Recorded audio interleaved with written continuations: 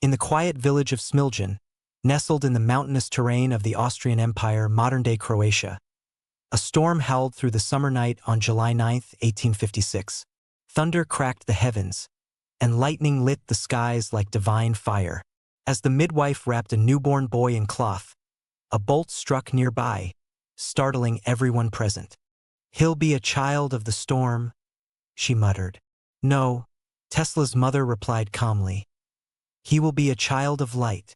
This was the birth of Nikola Tesla, a man whose very existence would become intertwined with electricity, light, and the mystery of the universe. Tesla was born into a Serbian Orthodox family. His father, Milutin Tesla, was a priest and a writer, a man of words and deep spiritual faith. But it was his mother, Duka Mandic, who truly shaped young Nikola's creative mind. She had no formal education, but she was a genius in her own right, an inventor of household tools, a memory savant, and a fierce believer in intuition over logic. From a young age, Nikola displayed an uncanny ability to visualize machines in his mind. He didn't need blueprints. He could mentally assemble, rotate, and test mechanisms with such clarity that he later claimed his designs rarely needed revision once built. But his childhood was not without trauma. At the age of 5, Tesla witnessed the death of his older brother, Dane, in a horse-riding accident. Tesla idolized Dane, who was considered the brighter child, and his death left a permanent scar on Nikola's psyche. From that day, Tesla developed signs of obsession, hypersensitivity, and vivid hallucinations, visions of light, patterns, and glowing forms that danced before his eyes. Whether these were neurological quirks or a kind of divine madness, they would never leave him. Tesla pursued engineering at the Technical University at Graz. He was a student of extremes, studying 20 hours a day, mastering entire textbooks in one sitting, and dazzling professors with his memory and precision. But beneath the brilliance was a storm of anxiety, perfectionism, and a fierce sense of inadequacy. He became obsessed with solving the inefficiencies of the Graham dynamo, a direct current generator. The idea of using alternating current AC to transmit power took hold of his mind.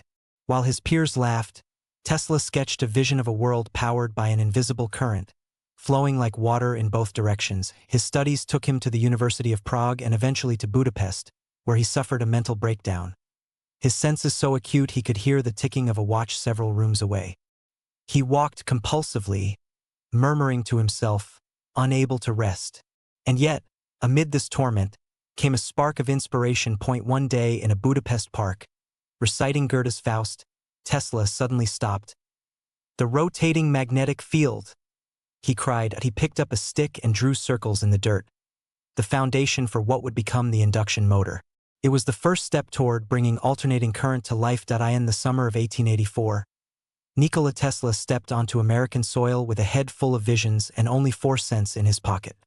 He carried little more than a small suitcase, some personal belongings, and a letter of introduction to Thomas Edison, written by Charles Batchelor, Edison's associate in Europe. Tesla's mind teemed with ideas. Rotating magnetic fields, polyphase motors, and dreams of electricity flowing like rivers through every city in the world. But before he could reshape the world, he would have to survive in it. New York was a whirlwind of activity and confusion for the 28-year-old immigrant. The towering buildings, chaotic streets, and dizzying pace of American industry were unlike anything he had known. Yet, despite the overwhelming surroundings, Tesla found work quickly, thanks to the letter of recommendation that called him a man of genius. Edison himself agreed to give Tesla a chance, and for several months, the two worked together. Their relationship, however, was fraught with tension from the start. Edison favored practical, trial-and-error experimentation, while Tesla believed in deep theoretical grounding before constructing anything. Tesla, with his European mannerisms and meticulous speech, often clashed with Edison's rough-and-ready American style. Yet the final rupture came when Tesla was tasked with redesigning Edison's inefficient DC dynamos. Reportedly, Edison promised $50,000 if Tesla succeeded. When Tesla did just that, Edison allegedly laughed it off. "You don't understand our American humor." Bitterly disappointed, Tesla resigned. For months afterward, Tesla found himself digging ditches to survive. The man who had dreamed of lighting up the globe now worked in the mud, laying pipes for Edison's electrical systems. The physical labor was grueling, but the emotional toll was worse.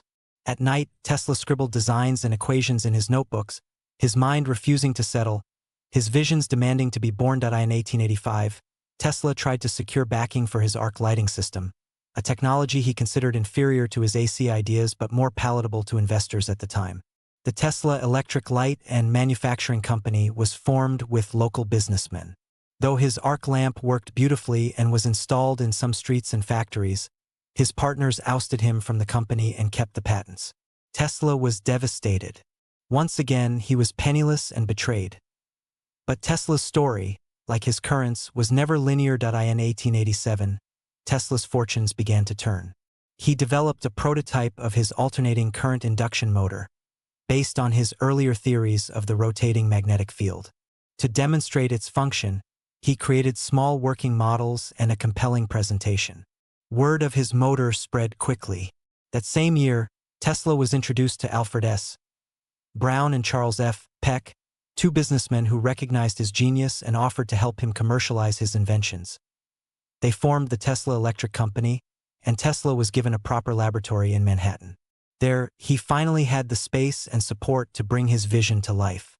His experiments produced a dazzling array of innovations. He filed numerous patents covering everything from motors to generators to transmission systems.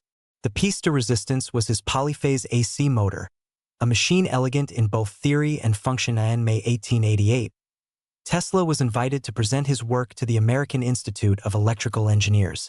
His lecture, "A New System of Alternating Current Motors and Transformers," stunned the audience. Engineers, academics, and industrialists realized that they were witnessing a revolution in real time. Tesla's system promised to transmit power efficiently over long distances, a task DC systems struggled with. It was the key to electrifying the modern world. Among those in attendance was George Westinghouse, the brilliant industrialist and engineer who had already begun challenging Edison's DC monopoly.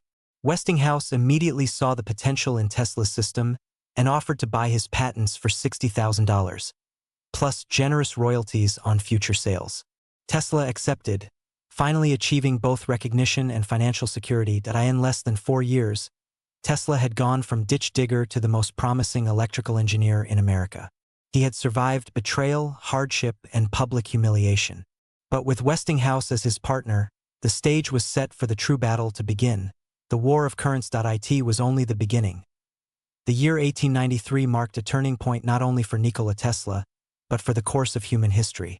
It was the year of the World's Columbian Exposition in Chicago, a World's Fair meant to showcase the marvels of a rapidly modernizing world.